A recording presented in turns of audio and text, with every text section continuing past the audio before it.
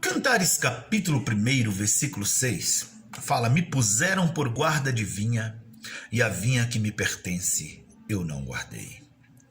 Estamos muito ocupados, cuidando de muitas vinhas, mas a vinha que é responsabilidade nossa, essa nós estamos cuidando com descaso. Não estamos investindo, cuidando da nossa vinha como deveríamos cuidar. Qual é a minha vinha? Qual é a tua vinha? A minha vinha é a minha casa, é a minha família. Eu preciso cuidar desta vinha. Eu quero compartilhar com você uma reportagem da Veja.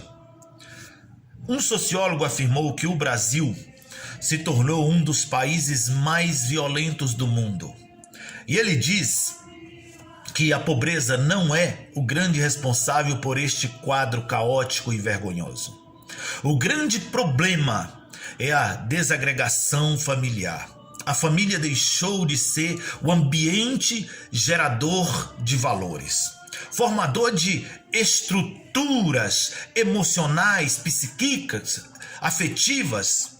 Existe família hoje que vive em guerra, família que vive é pai contra filho, filho contra pai, esposo contra esposa, esposa contra esposo ou vice-versa. Está uma desordem. Isso não é bom. Precisamos cuidar mais da nossa casa, precisamos cuidar dos nossos filhos, precisamos investir na nossa vinha, precisamos cuidar da nossa vinha, porque foi confiada a nós. Os lares estão em guerra, divórcios e mais divórcios. É preciso olhar para dentro da nossa casa e ver o que está acontecendo com a nossa vinha. E precisamos cuidar desta vinha, porque foi confiada a nós. E um dia, aquele que nos confiou vai falar: o que você fez com a tua vinha? Eu deixei terminar no divórcio. Eu deixei acabar em divórcio. Será que ele vai te aplaudir?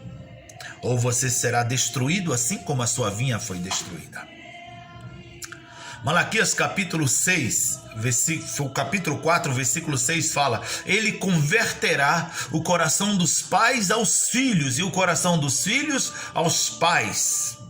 Ele converterá, para que eu não venha e fira a terra com maldição. A terra está sendo amaldiçoada porque a família está sendo destruída. Deus estabeleceu a família é um projeto de Deus. Nós, Pai, precisamos cuidar, amar, proteger a nossa vinha, cuidar dos nossos filhos, que nossos filhos estão fazendo, por onde estão andando, com quem andam. Nós não estamos preocupados com isso. Antigamente, o lugar mais seguro em um lar, em uma casa, era o quarto.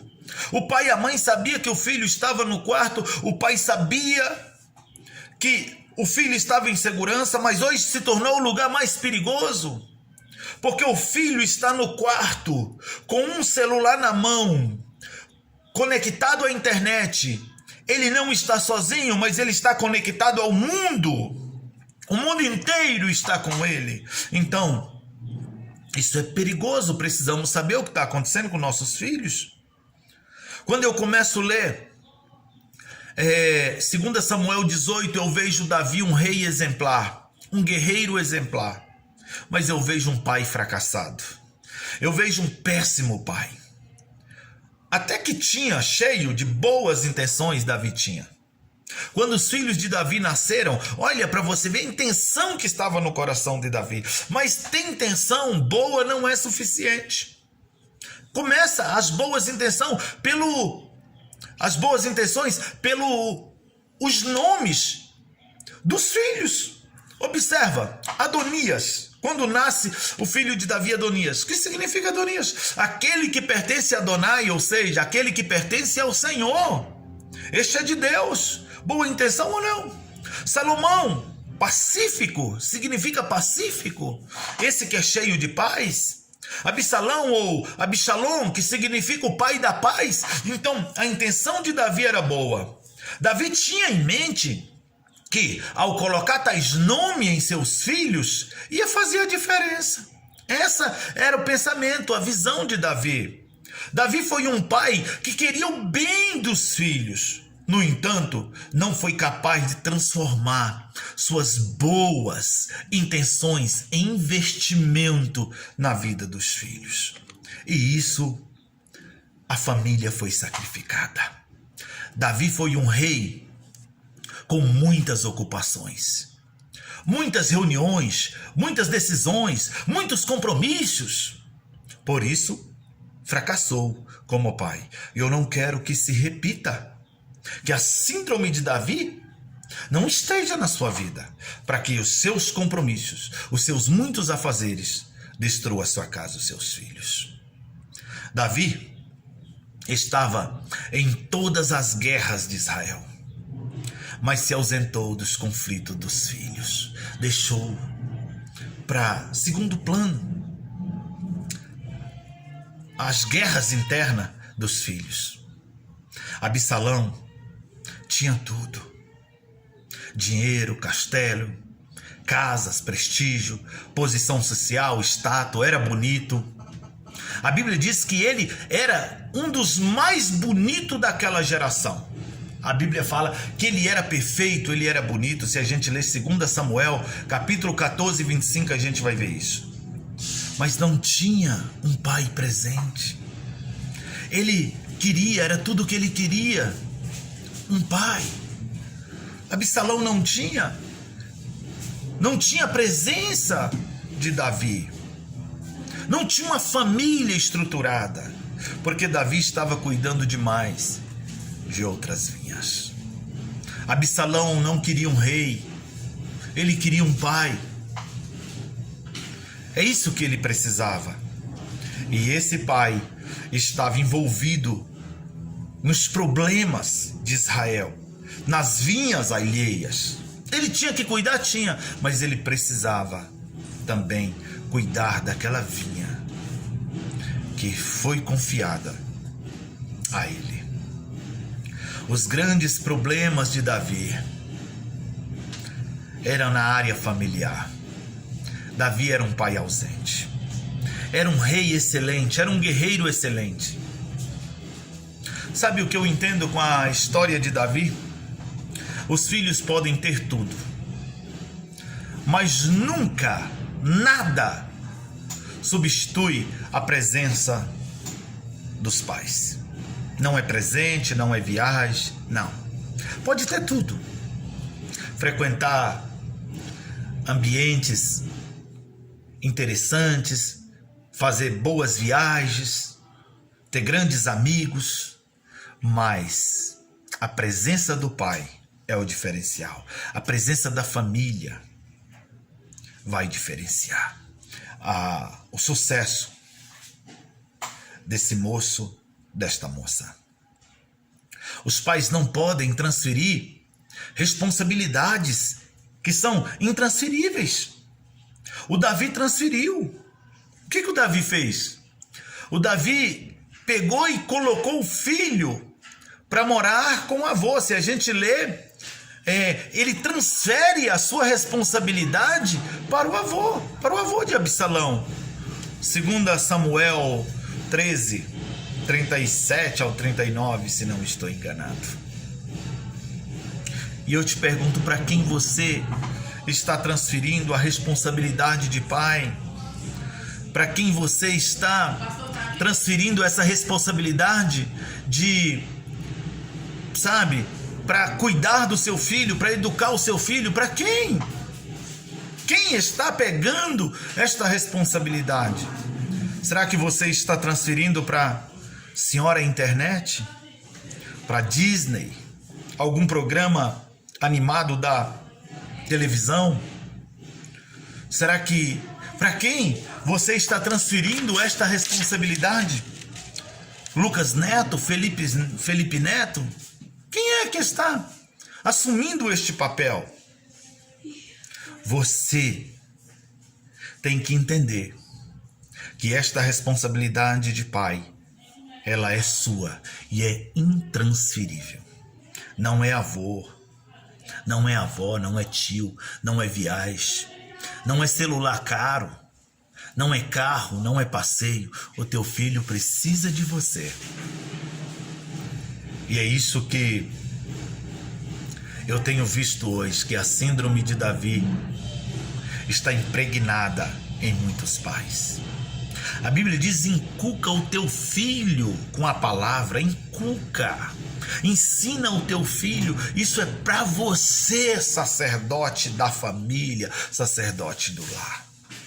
Não é o avô, não é o tio, não é o padrasto, é você. Não é viagem, não é Felipe Neto, não é internet, não é presente caro, não é creche, não é escola, não é universidade, é responsabilidade sua. Não deixe de confrontar o seu filho com as verdades da Bíblia. A Bíblia diz que quando você ensina o filho com a palavra, quando ele cresce, ele não desvia. Ele não vai afastar dos caminhos do Senhor. Provérbios 22, 6. Ensina o teu filho o caminho que deve andar. Quando ele crescer, jamais irá desviar. Então isso é uma função do pai, esse ensinamento. Faça da sua casa, nós como pai precisamos ter esse entendimento, fazer do nosso lar o maior campo missionário. Davi, ele fracassou como pai. Davi foi bem sucedido como rei. Davi foi exemplar, um exemplar nas conquistas, nas vitórias, mas perdeu para os conflitos familiares. Perdeu os filhos. Isso como é triste. Na história de Israel, nunca houve um rei para acumular tantas vitórias como Davi. Nunca houve. Davi venceu todas as guerras de Israel que ele enfrentou durante todo o seu reino. Perdeu apenas uma guerra. Perdeu a batalha familiar. Ou seja, foi um grande derrotado. Porque nada vale o sacrifício da família. Foi um vencedor? Foi. Guerreiro honrado ainda moço. A gente sabe a história lá, segundo 1 Samuel 17, quando ele enfrentou Golias. Enfrentou urso, leão, ainda moço. Servo fiel e temente, a gente vê o relato dele. Rei exemplar. 2 Samuel capítulo 8, 15, vai falar que ele é um rei de excelência. Ele fracassou como pai. Mas eu quero, para terminar, trazer algumas razões pelas quais Davi fracassou como pai. Algumas razões. Primeiro, o que levou o seu fracasso? Falta de tempo. Foi a primeira razão. Ele era um rei muito ocupado. Não tinha tempo para os filhos. E às vezes cometemos esse mesmo erro. Ocupamos demais, cuidamos demais de outras vinhas, de outras coisas. Esquecemos da nossa vinha. Quantas vezes criamos tempo para outras coisas e não criamos tempo para nossos filhos, para nossa família. Se a gente vê o quanto ele era ocupado, ele sempre está nas guerras. Segunda razão pela qual ele fracassou como pai: transferência de responsabilidade. Eu já falei isso. 2 Samuel 13, 37 e 38, Absalão ele vai morar com o avô, então vai resolver o problema. Transferir responsabilidade é deixar a criança o tempo todo sendo educada por outros. Vou deixar meu filho, minha filha na televisão, vou deixar na internet, porque assim me sobra tempo para fazer as coisas. E você não sabe com quem o seu filho está relacionando na rede social, com quem ele está, o que ele está fazendo na internet. Então, não transfira aquilo que é intransferível, que é a sua responsabilidade. Seu filho é a sua herança. E outra falha de Davi, cegueira familiar. Como assim? Absalão estava odiando Aminon e Davi não via, Davi não sabia. Existem pais que estão cegos em relação aos filhos, não corrige e sempre o filho do outro é o errado, é o capetinho, é o dele, é o santinho. Davi não puniu Aminon, ele deixou Aminon ficar à vontade. Sabe o que é isso? Deixar Aminon à vontade é quando o seu filho chega com um brinquedinho que você não sabe a origem, é quando ele chega com a caneta que ele pegou na escola, um lápis, uma borracha, e você não sabe quem deu, como ele conseguiu. Você acha normal? Você está criando um Aminon que quando amadurecer, quando envelhecer, vai te dar problema. Vai ser problema. Então, cuidado com a cegueira familiar. Se existe Aminon na tua casa, você precisa estar atento e ajudar Aminon a vencer esse espírito que tem tentado destruir. E outra falha de Davi, o ressentimento familiar.